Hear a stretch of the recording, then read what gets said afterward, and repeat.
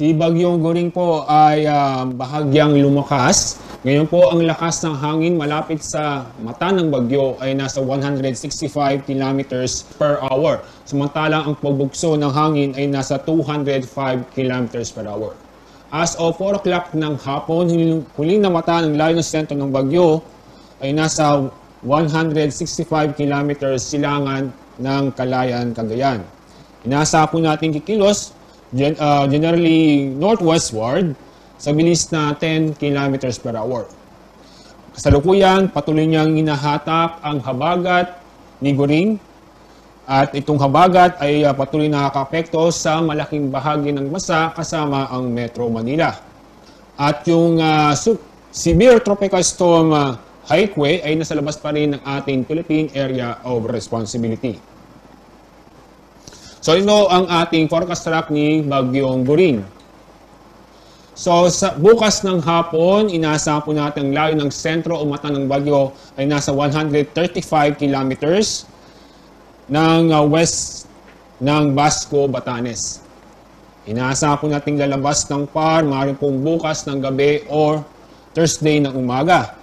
Pagdating ng Thursday ng hapon, ay nasa labas na po ng ating Philippine Area of Responsibility. Nasa layong 405 kilometers west-northwest ng Itbayat, Batanes. At patuloy itong kikilos patungo sa may southern portion ng China.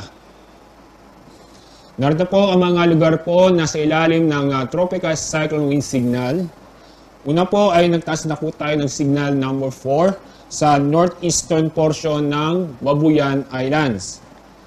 Signal number 3 ay nakataas sa southern portion ng Batanes at lalabing bahagi ng Babuyan Islands. Signal number 2 ay nakataas sa northeastern portion ng mainland Cagayan, lalabing bahagi ng Batanes, northern portion ng Ilocos Norte at northern portion ng Apayao. Signal number 1 ay nakataas po sa northern at eastern portion ng Isabela, lalabing bahagi ng Ilocos Norte, lalabing bahagi ng Cagayan, lalabing bahagi ng Apayao, northern portion ng Abra at northern portion ng Kalinga. So minasam pa rin tayo ng malalakas na pag-ulan dulot ng Bagyong Goring. Explain ko sa inyo itong more than 200 millimeters, 100 to 200 millimeters at 50 to 100 millimeters. Sa isa-summarize ko po ito yung may malalakas na pag-ulan inaasahan po natin. Yung red po, ibig sabihin niyan ay torrential na pag-ulan.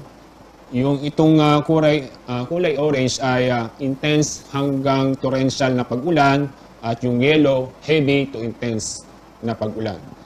So ngayong araw, hanggang bukas ng hapon, minaasahan tayo mga lalakas na pag-ulan sa Babuyan Islands, Batanes, Ilocos Norte, northern portion ng Abra, Apayao, northern at eastern portion ng mainland Cagayan. Bukas ng hapon hanggang Thursday ng hapon ay may nasa pa rin tayong malalakas na pag-ulan, lalo po sa Batanes at Babuyan Islands. Dahil doon na pong malapit ang sentro o mata ng bagyo sa araw nito. At ganoon din po, makakaranas din ng malalakas na pag-ulan sa northern portion ng Ilocos Norte, northwestern portion ng Cagayan, kasama na rin ng Apayao, Abra, northern portion ng Ilocos Sur, northeastern portion ng mainland Cagayan at lalabing bahagi ng Ilocos Norte. At yung kaninang inisyu naming weather advisory, 11 o'clock ng umaga. So sabihin ho namin ngayon dahil meron pa rin tayo inaasang malalakas na pag-ulan dahil sa habagat kung saan pinapalakas ni Bagyong Goring. So i-summarize natin, may malakas pa rin tayo mga pag-ulan sa northern portion ng Palawan kasama ang Calamian at Cuyo Islands, Occidental Mindoro, kasama rin ang Antique, Romblon, Negros Occidental, Guimaras, southern portion ng Palawan kasama ang Cagayan Silio. Bukas, malalakas na pag-ulan na maranasan sa Occidental Mindoro, Zambales, Bataan, northern portion ng Palawan kasama ang Calamian at Cuyo Island.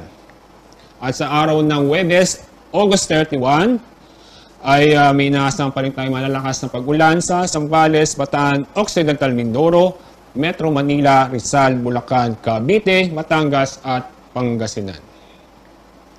At dahil sa may inaasahan tayong malalakas na pag-ulan ngayon at sa mga susunod na 2 hanggang 3 araw, ay patuloy pa rin tayong mag-ingat at alamin po ang ligtas na lugar dahil nandiyan pa rin po ang banta ng landslide at flash flood. Dahil po sa malakas na hangin dulot ng southwest monsoon, inyong makikita halos buong bansa ay makakaranas ng matataas o yung mga baybaying dagat sa halos buong bansa ay makakaranas ng matataas na alon. Inyong mapapansin, ang estimated pong mataas ng alon ay mula 2.8 hanggang 6.5 meters. Yung 6.5 meters na taas ng alon ay concentrated po sa may bandang Northern Luzon kung saan malapit ang Bagyong Guring.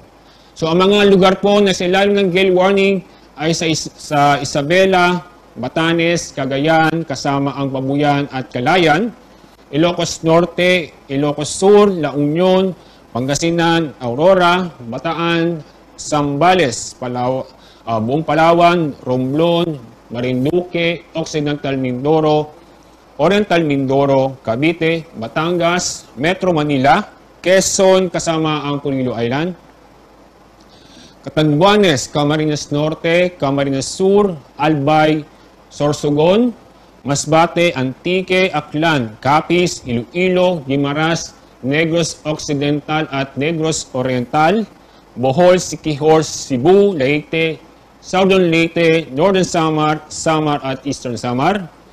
At sa may bandang Mindanao, yung Surigao del Norte, Misamis Oriental, Camiguin, Agusan del Norte at Dinagat Island. So ibig sabihin po ito, yung paalala po sa ating mga kabayan na huwag muna pumalaot sa mga nabanggit na lugar dahil nga po matataas ang alon inaasa po natin ngayon at sa mga susunod na 24 oras. Dahil sa southwest monsoon, makakaranas po tayo ng paminsan-minsang malalakas na hangin. Ngayon, sa Aurora, Bataan, Bulacan, Metro Manila, Calabarzon, Mimaropa, Bicol Region, buong Visayas, Dinagat Island, Camiguin, at sa malaking bahagi ng Zamboanga Peninsula. Bukas, may inaasahan pa rin tayong paminsan-minsang malalakas na hangin sa Ilocos Region, Zambales, Bataan, Bulacan, Aurora, Metro Manila, Calabarzon, Mimaropa, Bicol Region at ang Visayas. Sa araw ng Huwebes, meron pa rin tayong inaasang malalakas o paminsan-minsang malalakas ng hangin sa Ilocos Region, Cordillera, Zambales, Bataan, Bulacan, Aurora, Metro Manila, Calabarzon, Mimaropa, Bicol Region at Western Visayas. At yun po yung isang bagyo na sa labas ng ating Philippine Area of Responsibility. Isa siyang severe tropical storm na may international name na Haikwe. Kasalukuyan sa layong 1,645 kilometers east ng extreme northern Luzon. Ang lakas ng hangin malapit sa gitna ng bagyo ay nasa 95 kilometers per hour, samantalang pagbugso ng hangin ay nasa 115 kilometers per hour. Inaasahan po natin kikilos pa west-northwest sa bilis na 15 kilometers per hour.